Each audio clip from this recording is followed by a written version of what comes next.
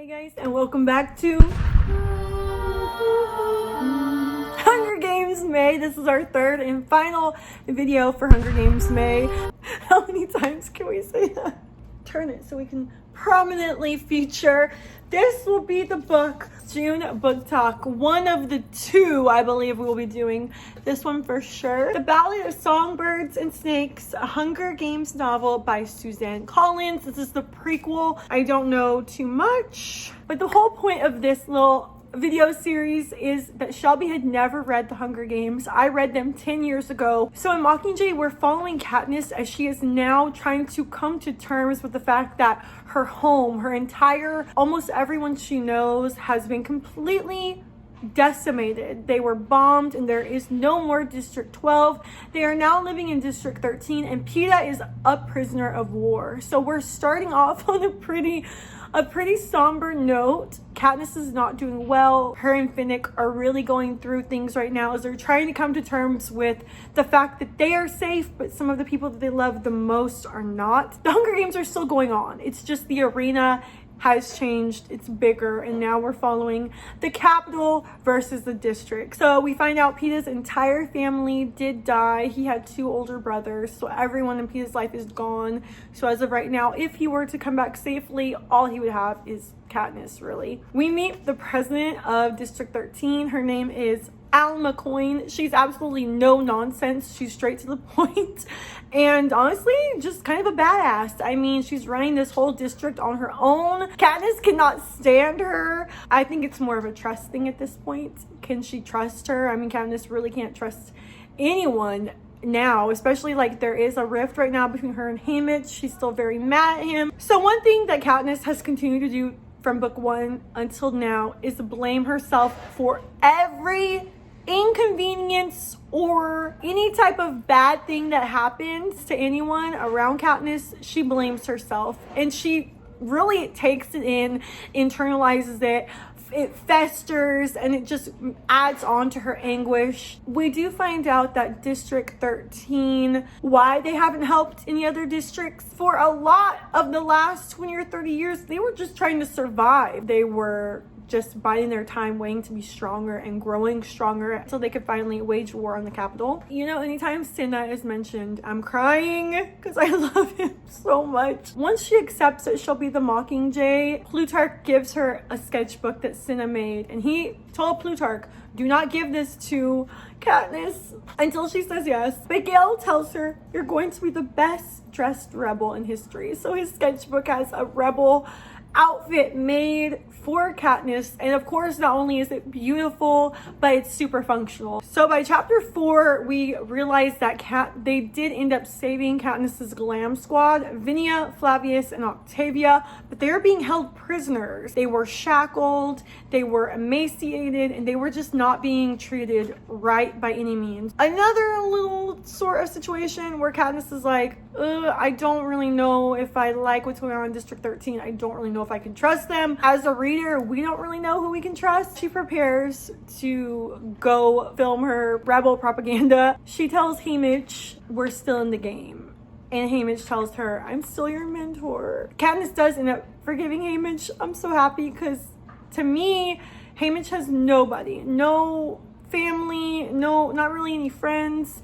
So to me, Peeta and Katniss are like these adopted children to him. I really think he would die for them and he's doing his best. This book is just so incredibly hard for me to put down. Book 1, could not put it down. I can read that book over and over again. It's so good to me. It's so nonstop. Book 2 for me, I really love it. I do, but now that I'm reading book 3, I'm just like, oh, this is the same feeling I had with book 1 where I really, it's hard for me to put it down. I would think I'd be burnt out by now. Granted, we're reading pretty slow. Like I'm reading maybe 1 book a week at this point. I could probably read a book by her every week for the rest of my life, just in the Hunger Games world. Hi everyone, so I just tried filming this. I was talking like a zombie and I was thinking, I was like, why am I so low energy? So I just ate and I also made some English breakfast tea. This is the first book in the trilogy that I had to actually take notes for because a lot of info is packed in every single chapter. A few things happen at the very beginning of the book. We immediately sort of start learning why District 13 Was it interfering with all of the corruption of the Capitol? We learn that Pete is still alive. Katniss's mental health is, she's not doing well mentally. Gale is back in the book. Now he's like a reoccurring character, which is awesome because I remembered liking Gale, but I didn't know why because I hadn't heard from him in so long. So now Gale is a reoccurring character. It's really nice that Katniss has someone, a rock that she kind of knows that she can lean on. It's just not the same as when she had Peeta, because Peeta was always like going out of his way to comfort Katniss. I feel like in every single video I have allergies.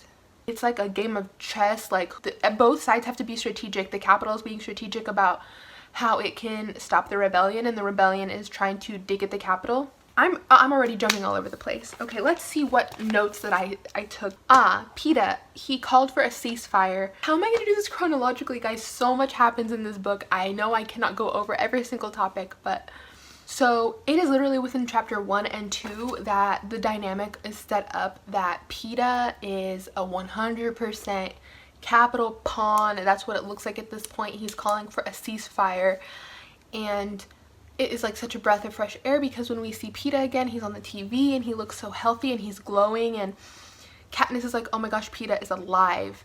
She has just been so worried about Peeta and what could have happened because he was in the hands of the Capitol. Peeta kind of has the narrative of like Katniss didn't know what she was doing. She didn't even know she was going to be a part of the rebellion when she did that plan. Like, she was not expecting to cause this whole uproar.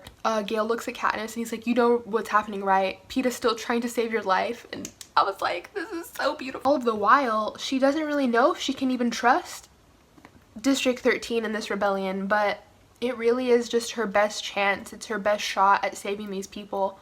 Chapter 3, Katniss has decided by this point that she is going to be the Mockingjay. She is going to be the image for the rebellion. She's going to go forward and she's going to make this decision, but she has some conditions that she is going to bring to President Coin. Cinna is no longer in the picture, but Cinna was still betting on Katniss saying yes to becoming the Mockingjay, so he did in advance prepare her Mockingjay outfit that she would wear as like the symbol of the rebellion. And he left her a little note that said, I'm still betting on you. So by chapter 4, Katniss now sees the ugly side of District 13. I think this is around the time when she found her stylist like locked in the basement, all being tortured and famished.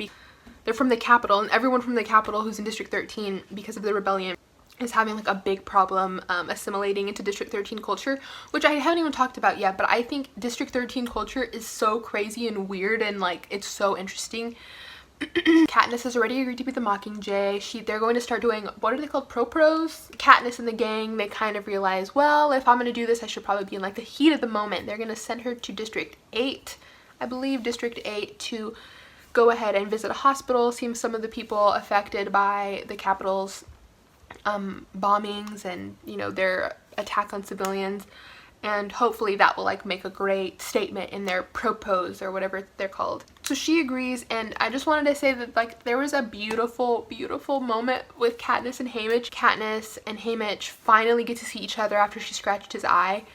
She scratched his face up. Let's just talk it out. Katniss tells him like, I can't believe you didn't save Peeta, and Haymitch is like, well, I can't believe you ever took your eyes off of him. I can't believe you separated from him. They still haven't forgiven the other person, and they have so much anger towards the other person because they both love Peeta so much, and they both failed Peeta in a way. So we're barely on chapter 7. She's going to District 8 to like make her appearance and go give the people of the hospital hope and like get some footage. The Capitol starts bombing District 8. Goes straight to attack the hospital, and Katniss is there, so the rescue vehicle tells her to go and wait in a bunker, but it's Katniss. She's not just going to wait in a bunker while the Capitol bombs District 8. So she goes like and gets some leverage. This part I didn't really understand. I feel like I'm not good at like comprehending sometimes the action parts of books, but I think she goes and gets some leverage and she starts striking down some of the bombers. And then once the bombers are like taken out, the hospital's destroyed, Katniss sees that the camera's recording and she looks right in the camera and she says like, look at what the Capitol is capable of. No one's gonna survive this. Look what happened here. They're not gonna have any mercy on you. Like, this is just gonna keep happening. And okay, that's not even what she said, but she says something like that. And then she says the most, I literally chuckled out loud. When I read this part, I literally chuckled and I got chills. Katniss looked at the camera and told the Capitol, you look at your bombers burning. She looks at the camera and she goes, if we burn, you burn with us.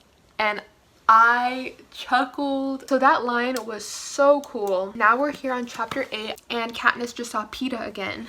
And he had his second broadcast with Caesar. Katniss can tell they're probably doing something to him now, and maybe they filmed the other thing earlier, and it's just really sad for her. And Peeta directly calls out Katniss in the broadcast and is like, you can't trust these people, you don't know who to trust, so you need to watch what you're doing before like you end this entire civilization with the war that you're trying to cause.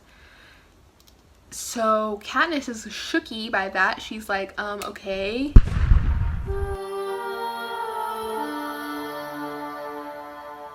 Peeta, just whistleblowed to District 13 that the Capitol was probably going to bomb them. So everyone from District 13 moved way down into their like sub-zero subterranean bunkers.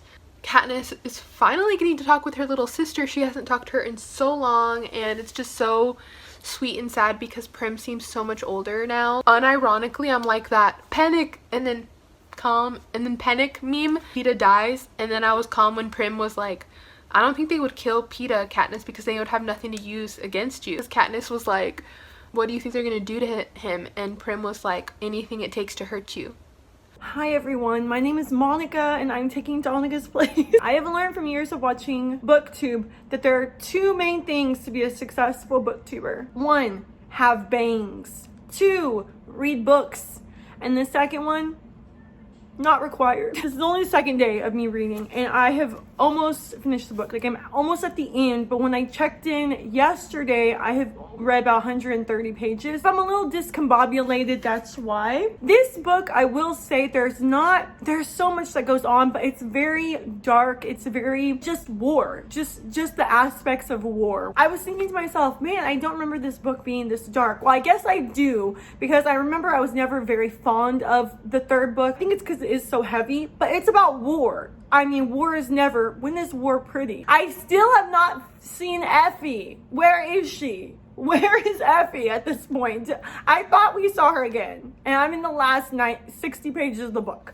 I'm so confused. Okay, so we jump into chapter 7 in the book. Mind you, we're into the book. We're into the trilogy. It's almost over, and Katniss is still having all of these realizations that it's even getting a little tiresome for me. All of the times she has to realize things again and again. She has to realize her importance in the war. She needs to be constantly fed. This isn't your fault, Katniss. You're important, Katniss. It's a lot. So once again, she says, I was their Mockingjay long before I accepted the role. I have power I never knew I had. I wrote down how many revelations can she have. Book of Revelations, Katniss. Verse 1, power I never knew I had. Of course, they bomb the hospital and Katniss always reacts. Within her, naturally, she's a leader. Naturally, she's a good person who fights for the weaker people below her. She's constantly fighting for the weaker person. When they bomb the hospital, that's when the real Katniss, who is just a natural, she's hurting. And I love the quote, the fire is catching and if we burn, you burn with us. That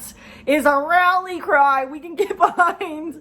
If I was in a district and I heard that, I'm in. If you burn with us. I'm gonna mess around and get that tattooed on me. The more we're reading, I'm falling in love with Boggs. He's a character I did not remember at all, and he's really the only fatherly figure that Katniss has. Haymitch is a figure in her life, but Boggs is absolutely like a father to her. And despite Coin being very shady, we don't know if we can trust her, and Boggs kind of being her, right-hand man who has to take care of Katniss, you can tell he's a good person. So Peeta is still at the Capitol. He ends up giving a message through his brainwashing. Peeta is just sacrificing everything for her. He will continue to do so, and I can't with Peeta. The growth of Prim, we keep seeing it throughout the book from start to finish. Heartwarming, and I know what's coming. It's one part that I would never forget this book, and just to see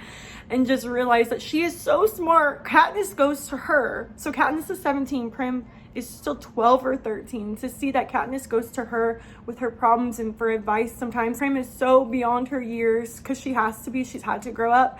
I think it eases the blow a little bit later in the book to know any choice that Prim made is her own, and I think she knew the consequences as much as a little child can. Chapter 12, we get more of a backstory to President Snow, and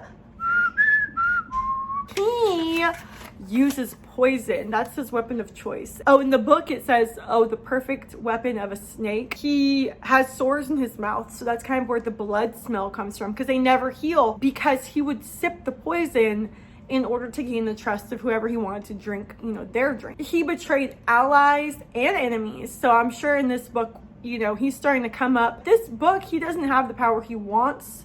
He's nowhere near where he wants to be in life. So I'm sure we're gonna see him doing some shady things to everyone and anyone around him to get to the top. Once again, Gale, Peeta, Finnick, their little crew, they're not allowed to leave the base really because they're almost the stars of the war. Their squad is actually called the Star Squad. They're only allowed to leave when they're gonna shoot new material for their propaganda to air to the capital and to the districts. They head to District 2 because that's the last capital they need to go and win over, and at District 2 there's this like underground chamber that they nicknamed the Nut. Shelby, if you can find that clip of Cammy, half nut, half not nut, I'll send it to you, but when you put that in there, it's hilarious.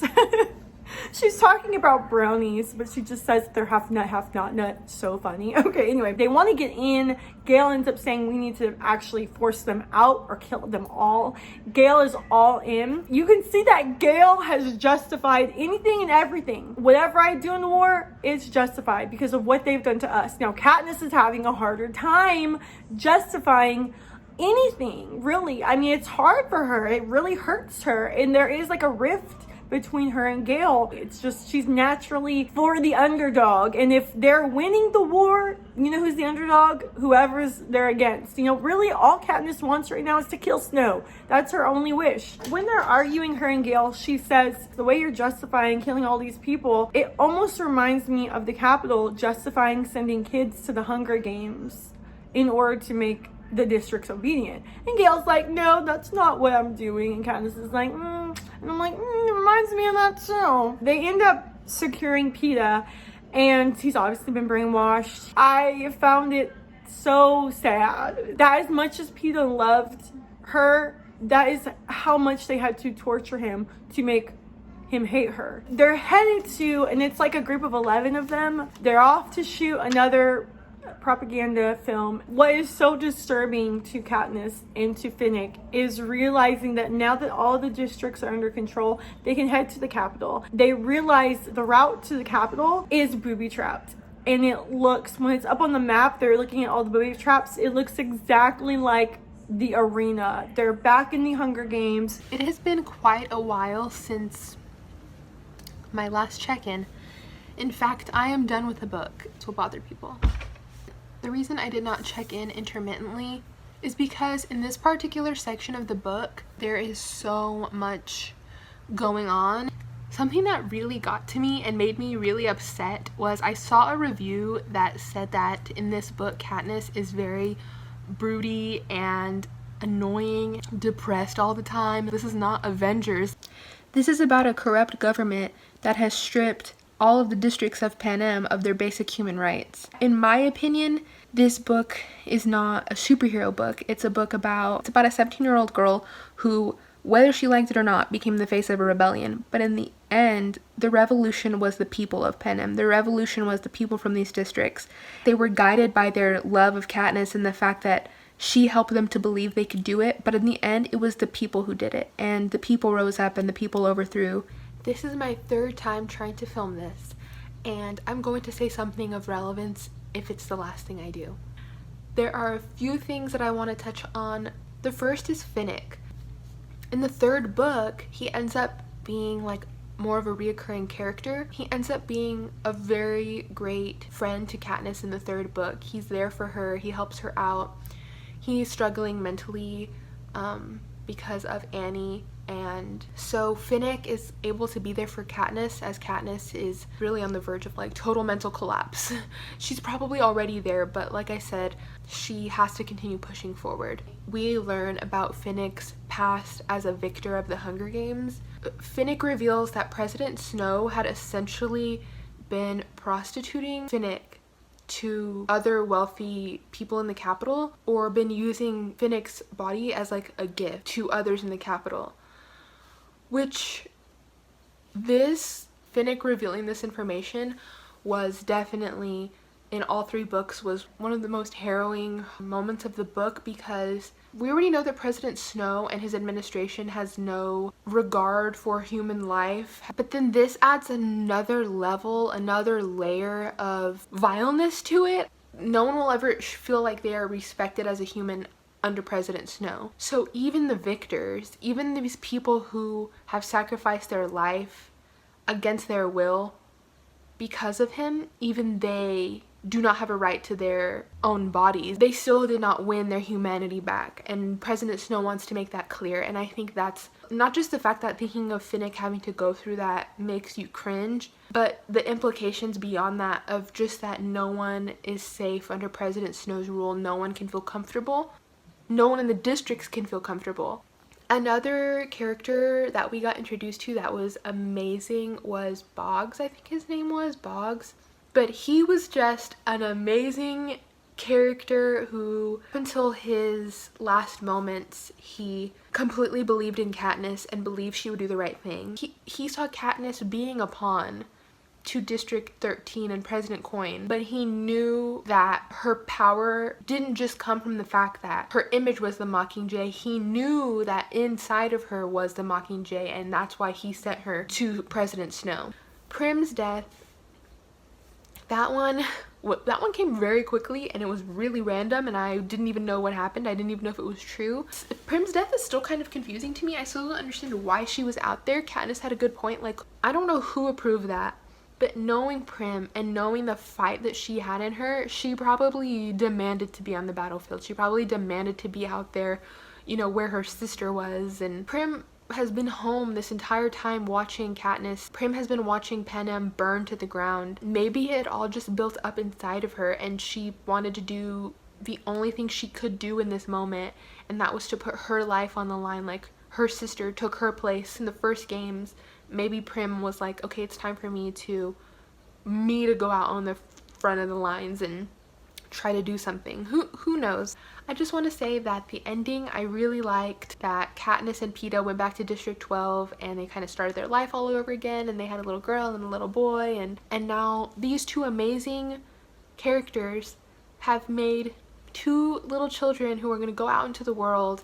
And with parents like that, you can only feel hopeful about what those two little kids will do, even if they don't do anything. Katniss and Peeta's love created something so beautiful. Katniss and Peeta now have something all their own, and something that was taken away from them, they have created new life. And I just think that's what's so beautiful about the ending. I guess those are my final thoughts on the book, and I cannot wait to read the new prequel that just came out. I'm really excited for that. But yeah, I'll see y'all in our next video. I hope everybody's still staying safe, and I'll go ahead and I guess I'll throw it back to Donica now. Final thoughts will be at the end, so I'm just going to wrap up kind of where we left off, my thoughts on certain big parts. Where I left off in my last little thought bite, head towards the Capitol on more safe roads, to where really they should have just been able to detonate some bomb pods, or just pods in general. They have all kinds of things in them, like really gruesome things. So they had just intentionally set off all of the pods in the area, and then Boggs takes a step back, boom, his legs are blown off. Now, I guess the part that is really telling, he tells Katniss as he transfers his hollow over to her, he says, don't trust them, don't go back. Boggs. Coin definitely has something going on up her sleeve that she's not letting Katniss in on at the very least. Another moment that was just so little but so powerful is when they are trying to head to the Capitol. They're on their own at this point. It's just her and her little star squad following Katniss into the darkness. Peeta's with them, and poor guy's in his shackles and his handcuffs because they don't really trust him. He doesn't trust himself.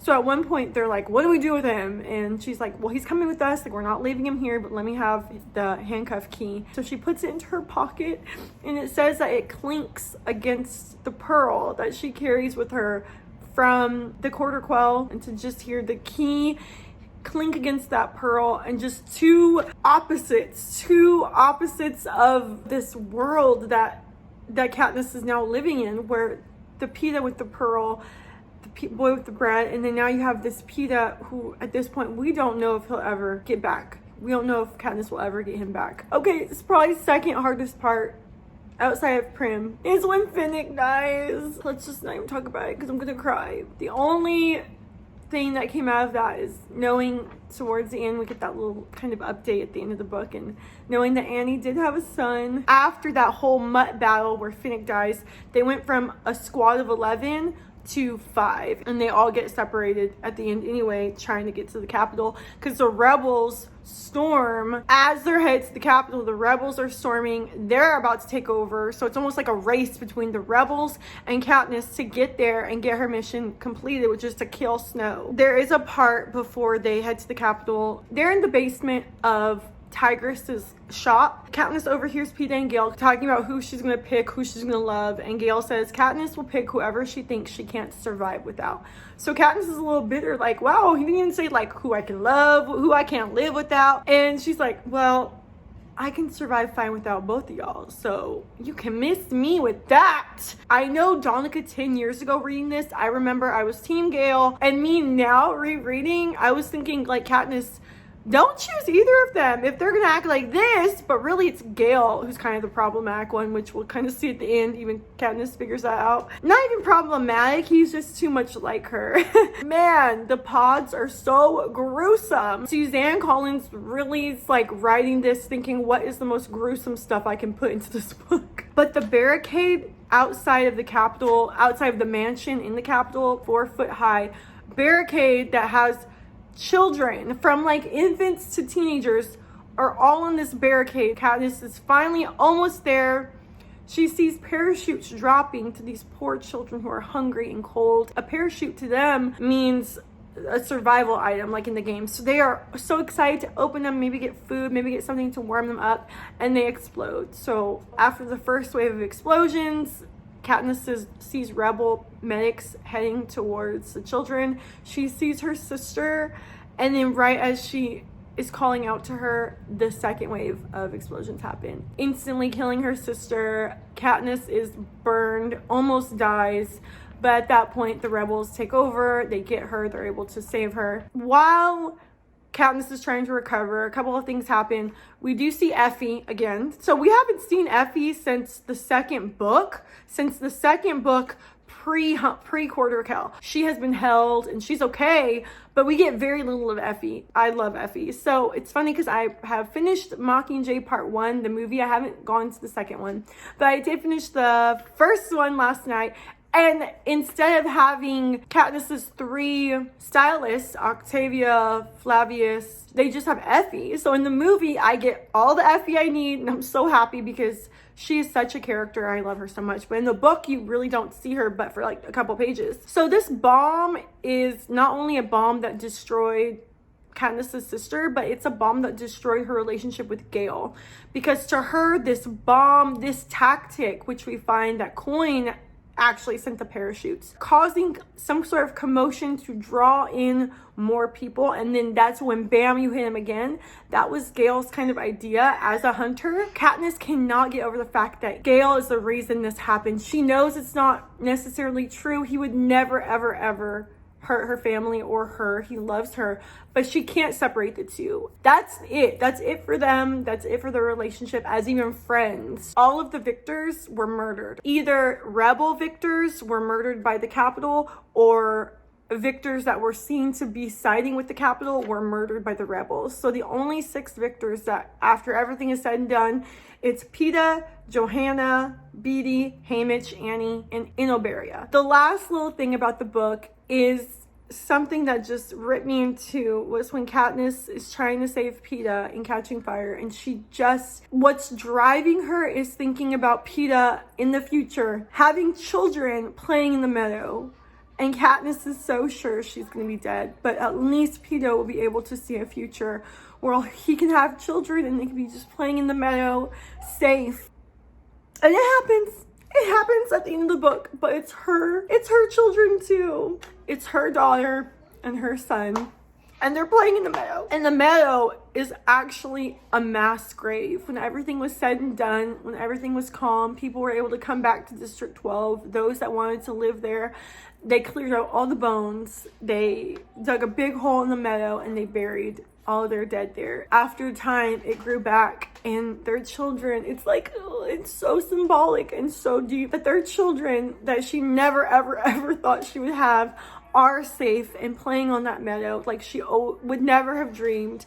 But that meadow is a mass grave. Oh gosh, like the cost of these children, their freedom. But I wonder at the end of the book, seeing her children playing in that meadow, I would like to think that she finally understood why everything was necessary. Of course, having her sister die, that was also a crucial moment because she probably never would have realized who Coin really was. I think Powler, District 8's leader, I think she was chosen for president, and I think that was it was perfect. I love this book, real or not.